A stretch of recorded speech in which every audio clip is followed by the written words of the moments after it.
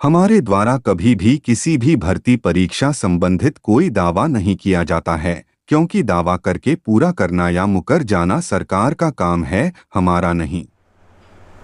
नमस्कार दोस्तों, आप सभी का एक बार फिर से स्वागत करता हूं आपके अपने YouTube चैनल पीसी बेनीवाल में। दोस्तों, मैं जानता हूं आज आप सभी की निगाहें इस बात पर टिकी है कि जो आज रीट भर्ती परीक्षा को लेकर के मीटिंग होने वाली है, उस मीटिंग में क्या फैसला होने वाला है। मैं आज उसी के संदर्भ में बात रखने वाला हूं।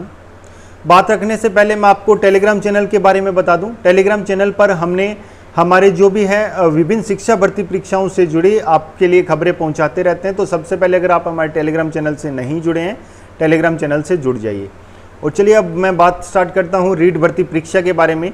देखिए, जो ये रीट भर्ती परीक्षा से जुड़ी मीटिंग होने वाली है, ये जो मीटिंग है, मैं स्पष्ट तौर पर कहना चाहूँगा, जो रीट परीक्षा के अभ्यर्थी हैं इस मीटिंग का इंतजार ना करें, क्योंकि जहां तक मेरा अनुमान है, मैं केवल मेरा अनुमान बता रहा हूं, हो सकता है रीट भर्ती परीक्षा की इस मीटिंग में कुछ अलग हो, लेकिन मुझे नहीं लगता परीक्षार्थियों के लिए इस मीटिंग में कुछ खास है।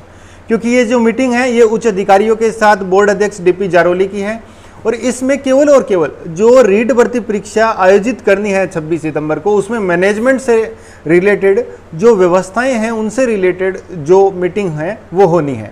इसमें किस प्रकार से व्यवस्था की जाएगी, इसमें कोविड के प्रोटोकॉल के बारे में चर्चा होगी, कितने परीक्षार्थी हैं, उनकी किस प्रकार से एडजस्टमेंट करनी है, परीक्षा केंद्रों के लिए निर्देश होंगे। इसके अलावा जो परीक्षक हैं, पर्यवेक्षक हैं, उनके लिए निर्देश होंगे, पेपरों के आवंटन से संबंधित सूचनाएं होगी। आपके लिए कुछ खास नहीं होने वाला है। तो जो रीट की तैयारी कर रहे हैं वो लोग अपनी तैयारी में लगे रहें, इस मीटिंग के लिए इंतजार ना करते रहें, पूरे दिन कहीं पे सोशल मीडिया पे घूमते रहें कि क्या होने वाला है, क्या होने वाला है।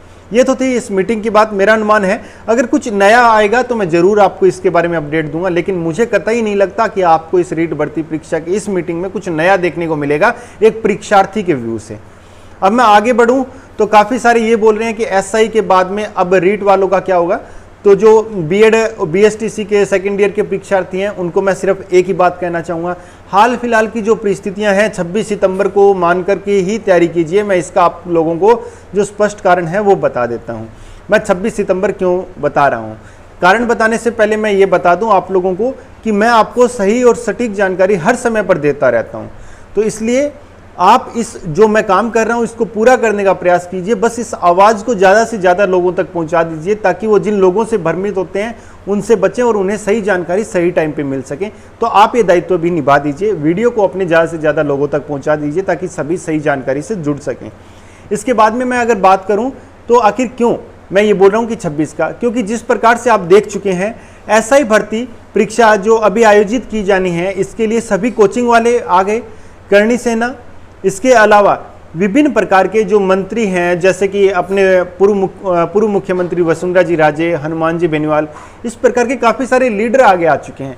लेकिन फिर भी आप सरकार का रुख और हठधर्मिता देख सकते हैं। तो इसलिए मैं किसी भी परीक्षार्थी को ये नहीं बोलूँगा कि आप लोग ये सोच के चलिए कि रीट परीक्षा आगे चली जाएगी किसी एक या दो कैंडिडेट या लीडर के साथ में आने से। और इस बात से इनकार भी नहीं करता कि आगे नहीं जा सकती, क्योंकि ये सरकार की मंशा अपने नहीं जानते। क्योंकि अगर परिस्थितियों को देखें, इस समय एसआई भर्ती परीक्षा निश्चित तौर पर आगे होनी चाहिए थी, जिस प्रकार से ये सभी लोग मांग कर रहे हैं, लेकिन फिर भी आप सरकार का रुख देख सकते हैं। तो ऐसे में आप लोगों को एक मैं ये राय देना चाहूँगा कि आप लोग गलती कहाँ पर कर रहे हैं। बीएड सेकेंड ईयर के परीक्षार्थी अभी भी आपके पास समय है, सजग हो जाइए, अपनी तैयारी को 26 सितंबर मान के जारी रखिए। लेकिन अगर आप में कुछ है, अगर आप लोग जिंदा हो, अगर आप में आवाज़ है, तो सोशल मीडिया पे भटकना बंद कर दीजिए। जो लोग आपकी आवाज़ को नहीं उठाते उन्हें आप उठाना बंद कर दीजिए, क्योंकि जो लोग आज ऊपर उठ चुके हैं और आप लोगों के लिए बातें नहीं करते, तो उन्हें गिराने का भी काम आप लोग कर सकते हैं। इसके अलावा एक बात मैं स्पष्ट कर दूं, मैं यहाँ पर कतई ये नहीं बोलना चाहता कि केवल 26 सितंबर को आगे बढ़ाने के लिए, रीट परीक्षा को आगे बढ़ाने के लिए आप लोग ये करें वो करें। देखिए, ये सरकार का काम है कौन सी भर्ती परीक्षा आगे जानी है, कौन सी नहीं। लेकिन एक बात मैं स्पष्ट करना चाहूँगा, इस समय बीएड वालों के साथ अन्याय है बिल्कुल। रीट परीक्षा, बीएड परीक्षा और बीएसटीसी परीक्षा, ये भर्तियाँ, ये जो दोनों चीज़ें हैं वो कभी भी साथ में नहीं आनी चाहिए, क्योंकि परीक्षार्थी काफ़ी सारी उलझनों में उलझ जाता है। मेरा मानना यह है कि या तो रीट भर्ती परीक्षा इस समय यदि 26 सितंबर को हो रही है तो सरकार को अभी भी समय 15 दिन पड़े हैं, सरकार को स्पष्ट कर देना चाहिए कि हम रीट भर्ती परीक्षा 26 को करवा रहे हैं और बीएड की परीक्षाएं आगे आयोजित करने वाले हैं अक्टूबर में। बीएसटीसी की परीक्षाएं भी आगे कर रहे हैं।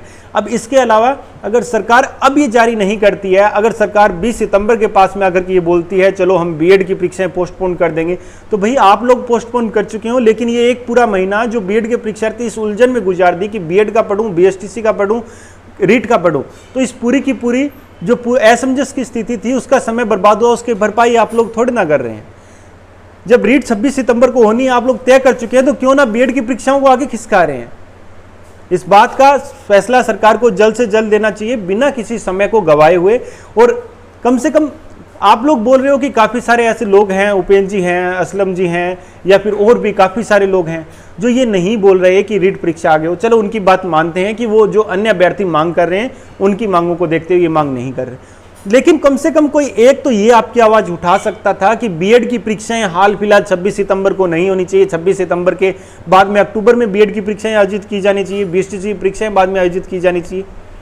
कितने लोगों ने बोला, कितने लोग आपके लिए मैदान में गए?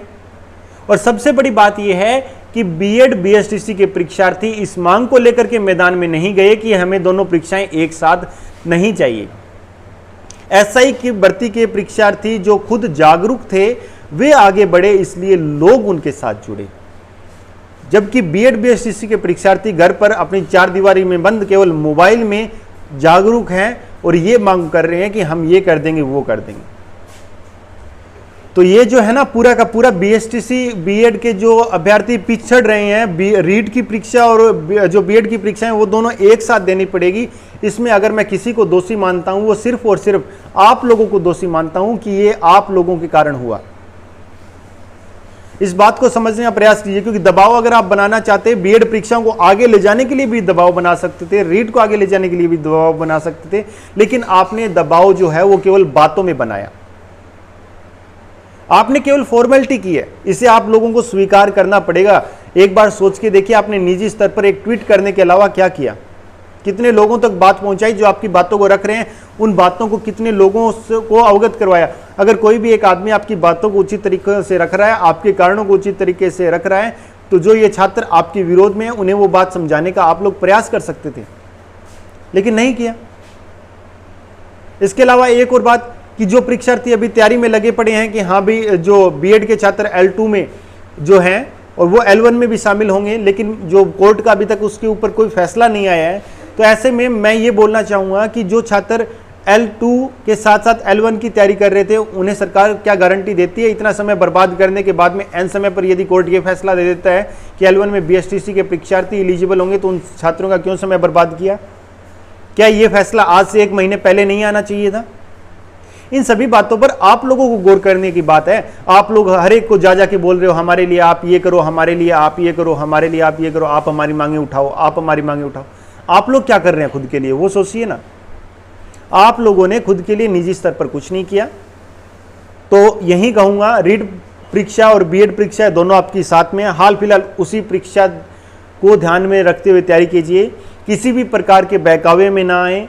26 सितंबर को मान करके फिलहाल पढ़ते रहिए। यदि 26 सितंबर से आगे भी जाती है, आपकी मांगें पुरजोर उठाई जाती है, तो भी उस बात से आपको नुकसान नहीं होगा, क्योंकि बीएड में भी कहीं ना कहीं वो सिलेबस एक जैसा आपको देखने को मिलेगा। लेकिन यदि 26 सितंबर को पेपर हो जाती है और आप इस भरोसे रह जाते हैं कि आगे चली जाएगी, तो इसमें नुकसान सिर्फ आपका है, किसी और का नहीं। तो धन्यवाद। इसी के साथ फिर मिलूंगा एक नई सटीक और सही जानकारी के साथ। जय हिंद, जय भारत, वंदे मातरम।